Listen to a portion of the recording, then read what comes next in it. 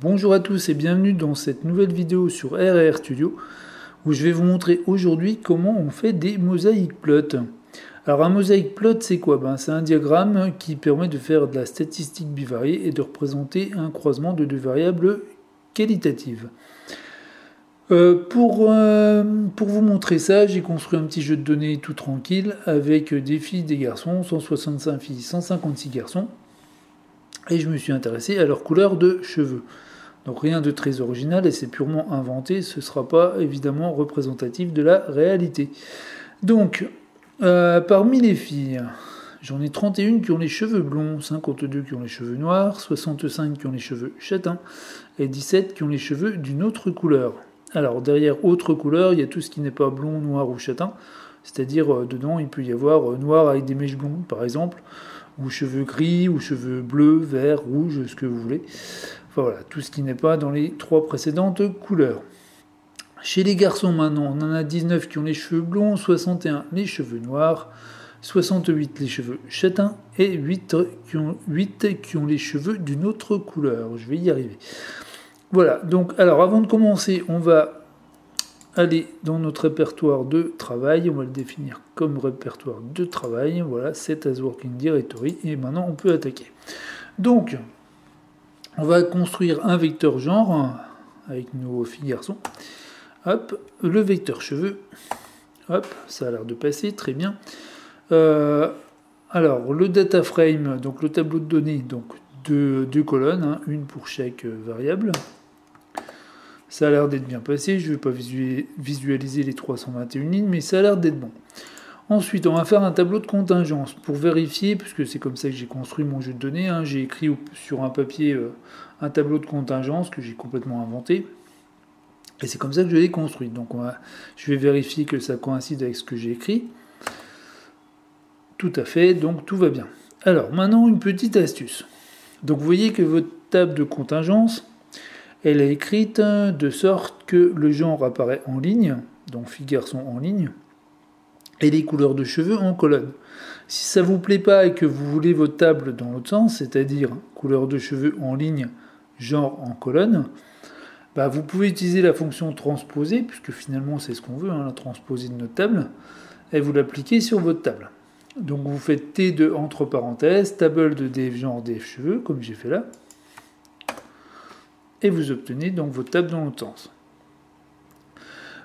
Autre façon de faire, c'est tout simplement d'inverser les deux variables. Vous voyez que ici, dans la première table, dans le premier tableau de contingence, donc celui ici, j'ai mis d'abord le genre, donc df de genre, et après df de cheveux. Maintenant, si j'inverse les deux, que je mets df de cheveux, df de genre dans mon table, vous voyez que j'obtiens la transposée. Donc vous avez donc deux possibilités pour renverser une table. Soit vous utilisez la transposée sur la table, soit vous inversez les deux variables, tout simplement. Quand je dis table, ici c'est abus de langage, c'est table de contingence. Voilà. Alors, passons au mosaic plot. Alors pour faire un mosaic plot avec R, c'est tout simple, puisque c'est la fonction mosaic plot. Tout simplement, tout attaché. Et ça s'applique donc sur des tableaux de contingence. Donc on va faire notre mosaic plot sur le premier tableau ici, donc sur table de df genre df cheveux. On obtient ceci. Pour éviter de vous abîmer les yeux, je vais zoomer. Voilà. Donc on voit quoi? On voit qu'en fait il nous affiche les répartitions des couleurs de cheveux au sein de chaque genre. Voilà. Et puis à noter, donc ça c'est pas très visible parce que les effectifs sont assez proches, mais la largeur de la colonne correspondant aux filles ici est plus importante que celle correspondant aux garçons, parce que les filles j'en ai 165 et les garçons 156. Donc il adapte les largeurs de colonne proportionnellement aux effectifs en fait. Donc ça c'est vachement bien dans ce type de diagramme. Donc voilà, donc on a donc notre genre en abscisse, et puis couleur de cheveux en ordonnée. Le titre il est pas top, il est largement améliorable ce graphique, il faudra un petit peu des couleurs, c'est un peu tristounet, des titres aux axes, donc on va essayer de faire ça après. Bon maintenant, essayons de faire notre mosaic plot, mais sur la table renversée, sur la table de contingence renversée. Donc on fait donc même code, hein, mais sauf qu'on va mettre table de df cheveux, df genre, au lieu de df genre, df cheveux. Voilà. Puis on va regarder ce qui se passe. Et là, vous voyez que du coup, il représente la répartition garçon-fille au sein de chaque couleur de cheveux. Et là, on voit bien que les largeurs de colonne ne sont pas du tout les mêmes pour autre, pour blond, pour châtain et pour noir. Donc il adapte vraiment proportionnellement les largeurs de colonne aux effectifs de chacune des classes. Donc à nouveau, hein, ça c'est vachement bien dans ce type de diagramme. Ensuite, donc pareil, il manque un petit peu de couleur, le titre va pas, il faudrait des titres aux axes. Donc on va faire ça tout de suite. Donc on va améliorer ça.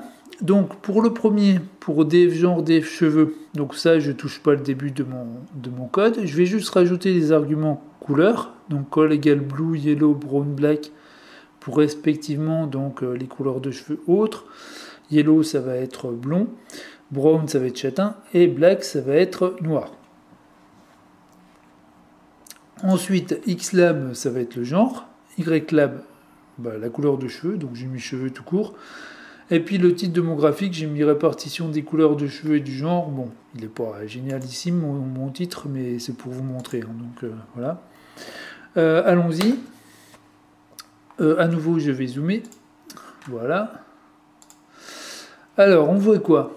Donc on voit qu'on a bien notre titre cheveux qui correspond bien à l'axe des Y, des ordonnées, puisqu'il y a les couleurs de cheveux ici. Le genre, ça correspond bien aux abscisses, donc genre fille-garçon, très bien. Et puis les couleurs sont bonnes, hein, noir pour noir, brun pour châtain, jaune pour blond, et puis bleu pour autre. Et donc là, on voit bien les répartitions des couleurs de cheveux au sein de chaque genre. Voilà. On va faire le diagramme, le mosaic plot dans l'autre sens. Donc là, j'ai besoin que de 2 couleurs, parce que du coup, il va se caler sur... il va faire la répartition fille-garçon. Donc j'ai pris yellow-brown, jaune pour les filles, et brown, donc brun pour les garçons. Ça change un peu du rose pour les filles et bleu pour les garçons. Hein, voilà. Et donc xlab, du coup, ylab vont être inversés par rapport au diagramme précédent, c'est logique. Et puis, le titre, j'ai laissé le même. Voilà, je zoome pour vous montrer plus en détail, pour que ce soit plus visuel. Donc vous avez bien couleur de cheveux en abscisse, genre en ordonnée, et puis donc il est coloré comme on voulait, très bien. Le titre est bon, donc tout va bien. Ok. Donc voilà. Donc oui, c'est un peu bizarre ce que je dis. Donc voilà comment on fait un mosaic plot avec R. Donc j'espère que vous avez bien compris comment ça marche. Bon, c'est assez simple, hein. Vous voyez, c'est assez intuitif. Et donc voilà, n'hésitez pas à me dire en commentaire s'il y a des choses que vous voudriez que j'éclaircisse. Et puis s'il y a des choses que vous voulez voir dans les prochaines vidéos, parce que moi j'ai des tonnes d'idées, mais le mieux c'est quand même que ça colle avec ce que vous attendez. Ce serait vraiment bien. N'hésitez pas non plus à vous abonner à la chaîne et à la mailing list. Donc la mailing list, vous aurez des infos supplémentaires, des petites astuces supplémentaires, des bons de réduction pour les formations qui vont arriver bientôt. Et puis, n'oubliez pas non plus que j'ai écrit un livre sur R, que vous pouvez aller vous faire une idée via le lien en description. Vous pouvez aller le feuilleter gratuitement sur Amazon, vous faire une idée pour voir si ça vous intéresse ou pas. Donc il est disponible au format papier et au format Kindle. Voilà. Eh bien écoutez, je vous dis à bientôt pour une prochaine vidéo. En attendant, portez-vous bien et à bientôt.